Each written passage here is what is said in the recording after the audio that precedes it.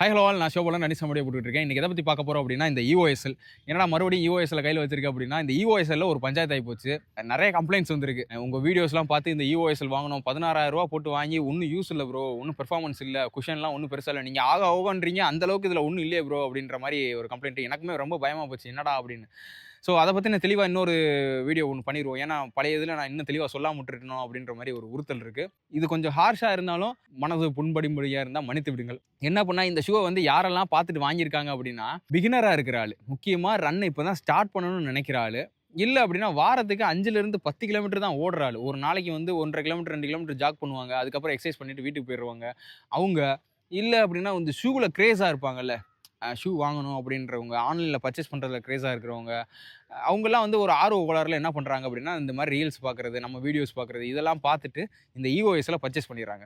இந்த இஓஎஸ்ல பர்ச்சேஸ் பண்ணதுக்கப்புறம் அவங்களோட பெர்ஃபார்மன்ஸ் எப்படி இருக்குது அப்படின்னு பார்த்தீங்க அப்படின்னா, ஏற்கனவே அவங்க வந்து 7 பேஸ் 8 பேஸ் 9 பேஸ்ன்னு இருப்பாங்க. இதை வாங்கி போட்ட உடனே என்னோட பேஸ் வந்து சடனாக 6 வந்துடும் 5 வந்துடும் நினச்சி வாங்குறாங்க. ஆனால் அது அப்படி கிடையாது. முழுக்க முழுக்க நம்மளோட ப்ராக்டிஸ், நம்ம எந்த அளவுக்கு பேஸ் ப்ராக்டிஸ் பண்ணுறோமோ அந்த அளவுக்கு தான் நம்ம ரிசல்ட் எடுக்க முடியுமே தவிர்த்து ஒரு ஷூவை வாங்கி போட்டுட்டு நம்ம ரிசல்ட் எடுக்க முடியும்லாம் கிடையவே கிடையாது. ஸோ அப்படிலாம் முடியும்ன்றிருந்தா இந்நேரம் நிறைய பேர் அந்த மாதிரிலாம் அச்சீவ் பண்ணியிருப்பாங்க ஈஸியாக. 4 பேஸ் 3 பேஸ்லாம் ஈஸியாக அச்சீவ் பண்ணியிருப்பாங்க நல்ல நல்ல ஷூஸ்லாம் வாங்கி போட்டு. இன்னும் உதாரணத்துக்கு சொல்லணும் அப்படின்னா நம்மளோட இன்ஜின், அதாவது ஹார்ட்டு லங்ஸுன்றது என்ன மாதிரி டெவலப் பண்ணணும் அப்படின்னா, இப்போ நமக்கு எப்படி இருக்குது, எக்ஸல் டிவிஎஸ் எக்ஸலோ டிவிஎஸ் 50 மாதிரி இருக்குது. ஆனால் எதிர்பார்க்குறது எப்படி வேணும் அப்படின்னு எதிர்பார்க்குறோம்னா ஒரு சூப்பர் பைக்கர் அளவுக்கு எதிர்பார்க்குறோம், கேடிஎம் அளவுக்கோ இல்லை ராயல் என்ஃபீல்டு அளவுக்கு எதிர்பார்க்குறோம்.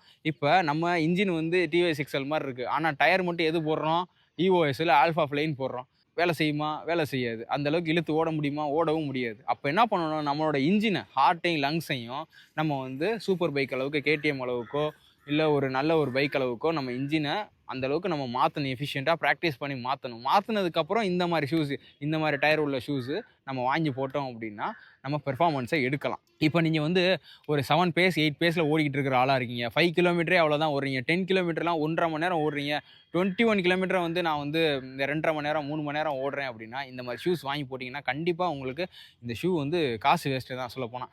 நீங்கள் வந்து அவ்வளோ நேரம் அதிக நேரம் ஃபுட்டை வந்து யூஸ் பண்ணுறதுனால நிறையா குஷன் இருக்கிற ஷூ, ஈஸி ரன் ஷூஸ்ன்னு சொல்லுவாங்கல்ல, ஏசிஸில் Nova plus 5, gel Nimbus, gel Kayano அந்த மாதிரி ஷூஸு, அடிடாஸில் அல்ட்ரா பூஸ்ட்டு, நைக்கில் ஒமிரோ ப்ளஸ், இந்த மாதிரி ஈஸி ரன் ஷூஸ் மட்டும் வாங்கி போடுங்க. நீங்கள் பெர்ஃபார்மன்ஸ் அத்லெட்டாக ஆகும்போது இப்போ வந்து 6 பேஸுக்கு கீழே வரும்போது நீங்கள் பார்த்தீங்க அப்படின்னா இந்த மாதிரி ஷூஸ், டெம்போ ரன் ஷூஸ்லாம் நீங்கள் ப்ராக்டிஸ் பண்ணிவிட்டு நீங்கள் யூஸ் பண்ணீங்க அப்படின்னா உங்களுக்கு அதோட பெர்ஃபார்மன்ஸை ஃபுல்லாக ஃபீல் பண்ண முடியும். இப்போ வந்து ஒரு ஷூவை வந்து ரிவ்யூ பண்ணுறோம்னு வைங்களேன், இப்போ வந்து நான் இப்போ ஒரு ஷூ வாங்கியிருக்கேன், இது பற்றின ஸ்பெசிஃபிகேஷன் சொல்லலாம். இதில் கார்பன் பிளேட் இருக்கா இல்லையா, இது என்ன மாதிரி ஆர்ச்சில் இருக்குது, இதில் என்ன மெட்டீரியல் யூஸ் பண்ணியிருக்காங்க, இது ஃபோம் குவாலிட்டி எப்படி இருக்குது, ப்ரீத்தபிள் மெட்டீரியலாக இல்லையா, இது எந்த ரன்னுக்கெலாம் யூஸ் பண்ணலான்னு சொல்லியிருக்காங்க, ட்ராப் சைஸ் என்ன, இப்படிலாம் ஸ்பெசிஃபிகேஷன் சொல்லலாமே தவிர்த்து ஒரு ஷூவை வந்து எனக்கு இப்படி இந்த பெர்ஃபார்மன்ஸ் பண்ணிட்டேன், இந்த ஷூ வந்து இதுக்கு தான் செட் ஆகும் அப்படின்னு எந்த ஒரு கன்க்ளூஷனுக்கும் வர முடியாது. ஏன் அப்படின்னா ஒரு ஷூக்குன்னு ஒரு பிரேக்கிங் பாயிண்ட் இருக்குது. இப்போ வந்து ஒரு புதுசாக ஒரு ஷூ வாங்குகிறோம், அந்த ஷூவை வாங்கிட்டு ஒரு 50 கிலோமீட்டர்லேருந்து 100 கிலோமீட்டர் ஓடினா தான் அந்த ஃபோம் வந்து ரெஸ்பான்சிவ்னஸே கிடைக்கும். அது வரையும் கொஞ்சம் ஹார்டாக தான் இருக்கும், ஸ்க்யூஸ் ஆகணும். 50 கிலோமீட்டர் வரையும் இப்படி போயிட்டு வரணும். வந்ததுக்கப்புறம் தான் அந்த ஷூவோட பெர்ஃபார்மன்ஸை நம்மளால் பார்க்க முடியும். அதுக்கு முன்னாடியே நான் இன்றைக்கி வாங்கிட்டு நாளைக்கு ரேஸ் போட்டுட்டு இந்த ஷூவில் எனக்கு பெர்ஃபார்மன்ஸ் இல்லைன்னு சொல்கிறது, ஒரு 50 கிலோமீட்டர் கூட ஓடாமல் இந்த ஷூவை வந்து ஒரு 20-30 கிலோமீட்டருக்கு அப்புறம் பெர்ஃபார்மன்ஸ் இல்லைன்னு சொல்கிறது, யூஸ் இல்லைன்னு சொல்கிறது. இன்னும் தெளிவாக சொல்லணும் அப்படின்னா ஒரு ஷூவோட கனெக்ட் ஆகிக்கிறணும் அப்படின்னா குறைஞ்சபட்சம் ஒரு 300 கிலோமீட்டராச்சும் வேணும். அந்த ஷூவில் வந்து நம்ம வந்து ஈஸி ரன் பண்ணியிருக்கணும், டெம்போ பண்ணியிருக்கணும், ஒரு ரேஸ் பண்ணியிருக்கணும். இதெல்லாம் பண்ணால் தான் இந்த ஷூ வந்து ஓகே, இப்போ இஓஎஸ்எல்லாம் என்ன பர்பஸ்க்காக நம்மளுக்கு செட் ஆகுது அப்படின்றத நம்ம புரிஞ்சுக்கிறவே முடியும். ஒரு ஆள் ஃபுட் பேட்டர்னை பொறுத்து ஒரு ஷூ மாறும். இப்போ எனக்கு இஓஎஸ்எல்ல ஹீலில் தேஞ்சிருக்கு, ஒரு ஆளுக்கு மிட் ஃபுட்டில் தேயும், ஒரு ஆளுக்கு டோவில் தேயும். எனக்கு 3 பாயிண்டில் தேஞ்சிருக்கு பாருங்கள். டோவில் இந்த இடத்துல ரைட் சைடு, மிட் ஃபுட்டில், ஹீலில். இது மாதிரி ஒருத்தவங்க ஃபுட் வைக்கிற பேட்டர்னை பொறுத்து அப்படியே ப்ரொனேஷன் இருக்கும், சுப்பினேஷன் இருக்கும், டோவில் ப்ளேஸ் பண்ணி விடுவாங்க, ஹீலில் ப்ளேஸ் பண்ணி விடுவாங்க. ஒருத்தவங்களுக்கு ஒரு மாதிரி பெயின் வரும், சில பேர்த்துக்கு நல்லா செட் ஆகும் ஷூவு. இந்த ஷூவில் நிறைய பேர் என்ன ஒரு குறை சொல்லுவாங்க, சில பேர்த்துக்கு ஆர்ட் சப்போர்ட் சரியில்லாத ஆள் என்ன சொல்லுவாங்க அப்படின்னா டோவில் வலிக்கும், குதிங்காலில் வரும், பிளான்டர் விசிட்டிஸ் பெயின் வரும்னு சொல்லுவாங்க. சில பேர்த்துக்கு அச்சிலியஸ் டெண்டான் பெயின் வரும். அதெல்லாம் வந்து ஒருத்தவங்களோட ஃபுட் பேட்டர்னை பொறுத்து, அவங்களோட காலோட ஜெனட்டிக் அமைப்பை பொறுத்து அது மாறும். யாருக்குமே இந்த ஷூ தான் செட் ஆகுது அப்படின்னு உறுதியாக சொல்ல முடியாது. இஓஎஸ்எல்லோட பெர்ஃபார்மன்ஸை பொறுத்த வரைக்கும் பார்த்தீங்க அப்படின்னா இது ஒரு டெம்போ ரன் ஷூ. நீங்கள் பிலோ 6 பேஸுக்கு வந்ததுக்கப்புறம் இந்த ஷூவை வாங்கி போட்டு யூஸ் பண்ணீங்க அப்படின்னா அதுவும் ஒரு வாரத்துக்கு 40லேருந்து 50 கிலோமீட்டர் கண்டிப்பாக ஓடுற ஆளாக இருக்கணும். அடிக்கடி 21 கிலோமீட்டர்லாம் அச்சீவ் பண்ணுற ஆளாக இருந்தீங்க அப்படின்னா இந்த ஷூ வந்து உங்களுக்கு ஒரு வரப்பிரசாதம் மாதிரி. இல்லை நான் வந்து ஒரு என்னோட லைஃப் ஸ்டைலே ரொம்ப மோசமாக இருக்குது, நான் வேறு வேலையில் இருக்கேன், எனக்கு வந்து டைமே இல்லை ரன் பண்ணுறதுக்கு, ஒரு வாரத்துக்கு 5லேருந்து 10 கிலோமீட்டர் தான் ஓடுறேன், கிரவுண்டுக்கே 3 நாள் 2 நாள் தான் போகிறேன், எனக்கு வந்து ஷூவில் கிரேஸ் இருக்குது, நான் வாங்கிட்டேன், என்கிட்ட காசு இருக்குது வாங்கிட்டேன், இது அழகாக இருக்குது வாங்கிட்டேன் அப்படின்னு வாங்கி போட்டுட்டு இதில் வந்து பெர்ஃபார்மன்ஸை குறை சொல்கிறதுக்கு வேலையே கிடையாது. ஒருத்தவங்க ரிவ்யூ பார்க்குறீங்க, அவர் வந்து இப்போ ஒரு 100 கிலோமீட்டர் ஓடிட்டேன் அப்படின்னு இந்த ஷூவை பற்றி ஒரு விஷயம் சொல்கிறாரு அப்படின்னா அதில் இருக்க ஸ்பெசிஃபிகேஷனை தெரிஞ்சுக்கலாம். அந்த ஷூக்கும் அவருக்கும் இருக்க கனெக்ட்டுமே இருக்காது. உங்களுக்குமே ஒரு 100 கிலோமீட்டர் வரையுமே ஒரு ஷூக்கு கனெக்ட் இருக்காது. நம்ம ஷூ வந்து இந்த அவதார் படத்தில் வந்து ஒரு முடியை பிடிச்சி இப்படி சேர்த்து விடுவாங்கல்ல, அந்த மாதிரி கனெக்ட் ஆகணும். அது வந்து ஒரு 300 கிலோமீட்டருக்கு மேலே போனாதான் அது புரியும். இப்படி பார்த்தோம் அப்படின்னா இதோட விலை 16,000. இதை நான் இன்னும் 1200 கிலோமீட்டருக்கு மேலே யூஸ் பண்ணிகிட்டு இருக்கேன். நீங்களும் பார்த்துட்டு இருக்கீங்க. டாடா மும்பை மரத்தானே இதில் தான் நான் யூஸ் பண்ணேன் நான். ஸோ ஒரு ஷூவை நம்ம ஃபுல்லாக அண்டர்ஸ்டாண்ட் பண்ணணும் அப்படின்னா அதுக்குன்னு ஒரு மைலேஜ் கொடுக்கணும், அதுக்குன்னு ஒரு மரியாதை கொடுக்கணும் நம்ம. அப்போ தான் அதை நம்ம புரிஞ்சுக்கிற முடியும். இப்படி நம்ம வந்து ஒரு ஷூவில் கெயின் பண்ணணும், ஒரு ஷூவோட நாலேஜை கெயின் பண்ணணும் அப்படின்னா குறைஞ்சபட்சம் நம்ம 1000 கிலோமீட்டராச்சும் ஓடணும். அத்தனை ஷூ நம்ம என்ன சொல்கிறது வாங்கி போட்டு இது பண்ணியிருப்போம்.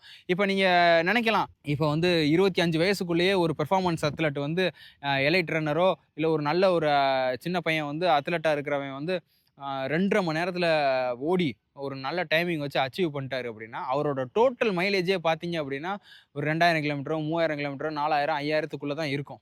ஆனால் அவர் நல்ல டைமிங் வச்சுருப்பார். ஏன்னா அவரோட ஜெனட்டிக்கல் கிஃப்ட் அப்படி. ஸோ அவரால் அச்சீவ் பண்ண முடியும்.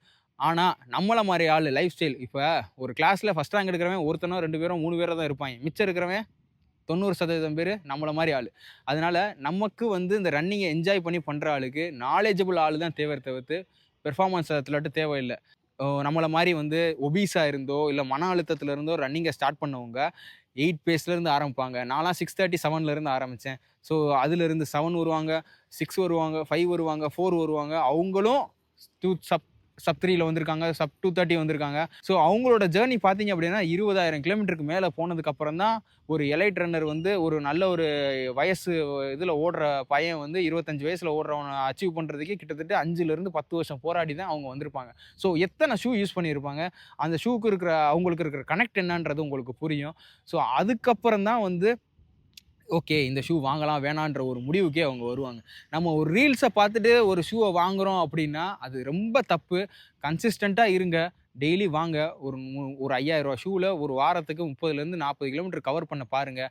ஒரு 6 மாதம் அதே பண்ணுங்க. நல்ல பேஸ் குறைஞ்சிக்கிட்டே வருதா இப்போ தேடுங்க. நம்ம இந்த பேஸில் ஓட போகிறோம். இவர் சொல்கிறாரே 5 பேஸுக்கு நல்லா இருக்குன்றாரு, நம்ம 5 பேஸ் அச்சீவ் பண்ணிட்டோமா?